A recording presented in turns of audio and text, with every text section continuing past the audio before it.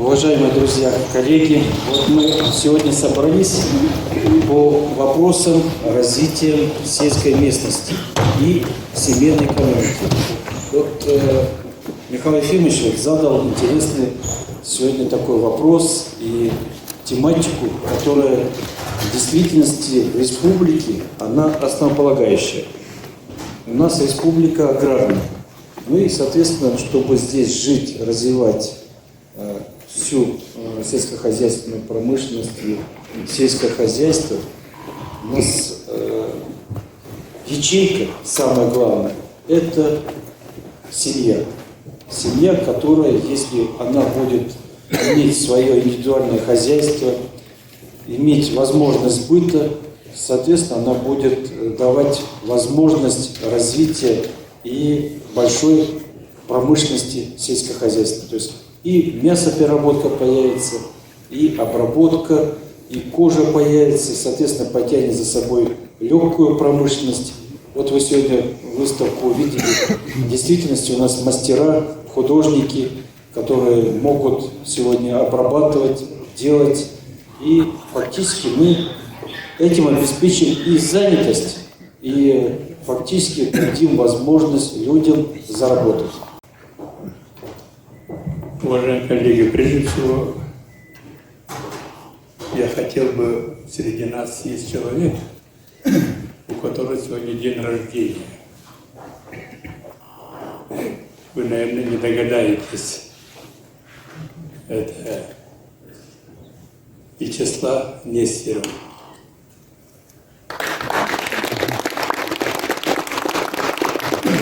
Ему сегодня исполнено ровно 36 лет. По нашему обычаю это молодой возраст. Так? Он создал великолепное предприятие своим умом, своим талантом, своими способностями.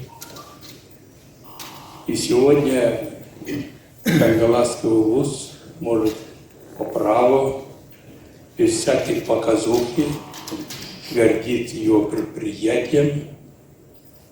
Предприятие, которое занимается обслуживанием продуктами питания населения нашей республики. Если не ошибаюсь, то его сфера влияния 20... Сколько районов?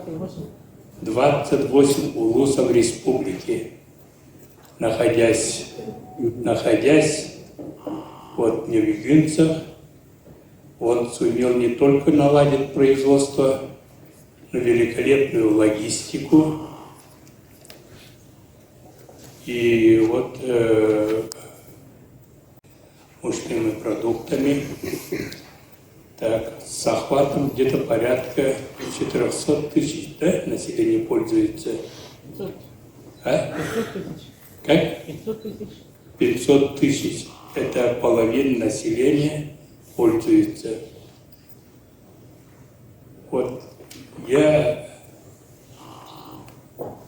призываю, обратитесь на это внимание.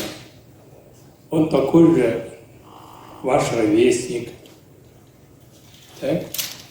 Творец создал с того материала, который вас создал. Так? Человек действительно живет заботой о своем народе. Человек стремится сделать полезное дело. И притом без всяких субсидий атласовских, без всяких кредитов атласовских, сам создал все это именно своим умом, талантом. Позвольте ее искренне поздравить и преподнести вот маленький сувенирчик. Так.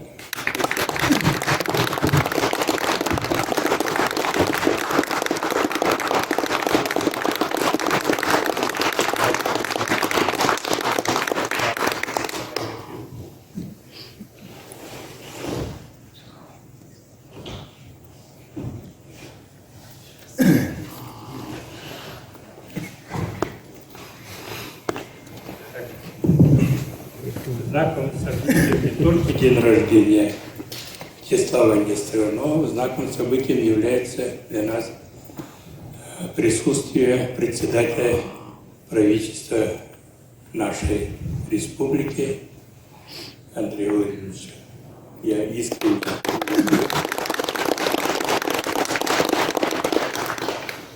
человек у нас в нашей республике новый, но по почерку он человек народный, не брезгает, как наши некоторые чиновники, встречаться с простым народом, живет заботой простых людей. И это главная, очень нужная черта для современного руководителя. Я почему об этом говорю? Потому что за последнее время мы чувствуем все новое поколение чиновников. Все же под вывеской деятельности местных администраций, права, обязанности, переданные муниципалитетами, постепенно отходят именно от народа, которым призваны они служить этому народу. Это сказывается в нашей повседневной работе, это сказывается в воспитании людей, населения. Я должен сказать, муниципалитеты в сегодняшней форме не оправдывают ту функцию, которая возложена на них. Я думаю, связующим элементом должна была быть у нас семейная экономика. Так?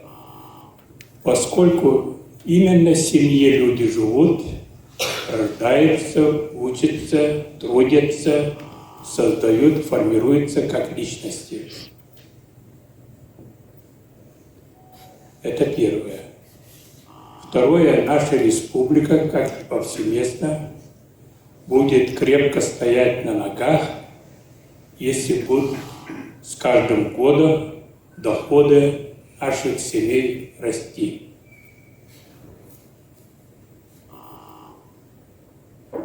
По данным имиджевой политики, в качестве жизни, которая проводится мониторинг Российской Федерации, Якутия колоссальным экономическим потенциалом, колоссальным людскими ресурсами занимает 70-е место. Это большой позор для республики, для их руководителей.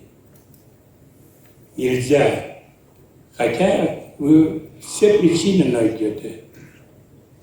Но Чукотка 52-м месте, Магадан, наши соседи, 50-м месте, а мы 70-м по качеству. У нас очень много показного. Не сделанная попытка выдать сделанным. Это очень смущает. Поэтому сегодня мы должны вести разговор о семейной политике, о доходности семьи, как семья чувствует, и при том сельская семья. Вот с позапрошлого года начали выдавать субсидии частным за голову скота. И получилось так, что рельефно выражено было очень невзрачная картина. На селе проживает у нас 80 тысяч семей. а скотом оказалось 9400. То есть где-то 11% семей, сельские семьи, имеют живность. А все остальные превратились на пролетариев. Живут, питаются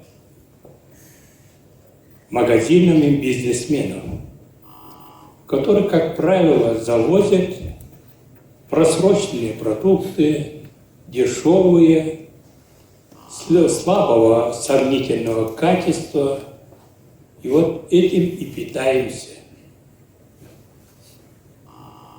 И потом, говорим, проблема появляется, люди становятся повышенным весом, люди хилые, болеют часто, умирают часто.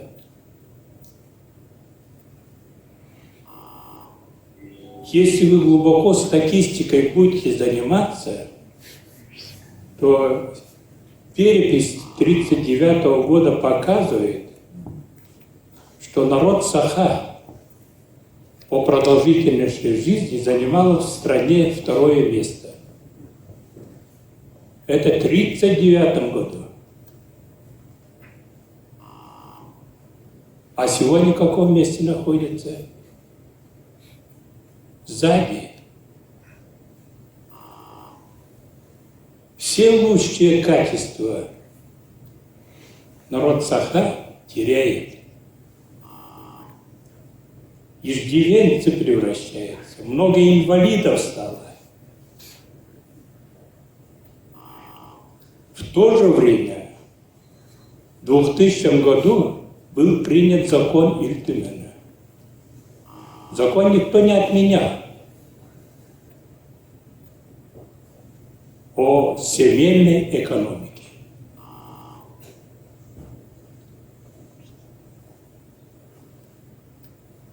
Кто-нибудь знает об этом законе? Там как инструкция все расписано, что должна сделать государственная власть и местная власть в отношении семьи, в отношении ее создания благополучия, повышения доходности.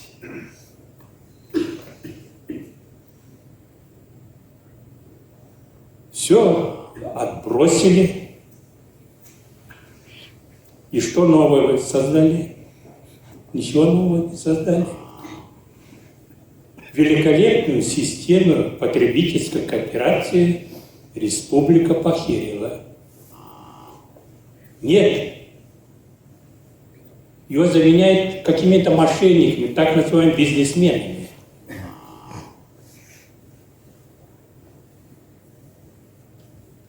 Подготовка кадров специализированного учебное заведение было создано.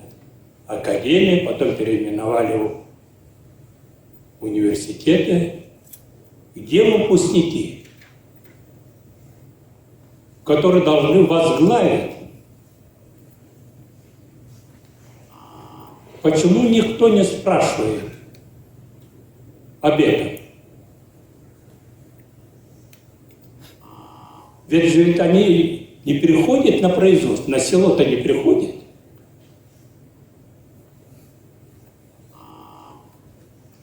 Так называемые аграрные школы. Чем они занимаются? Выпускники идут ли по этой специальности, которые в школе получали в виде профессиональной ориентации? Нет же их.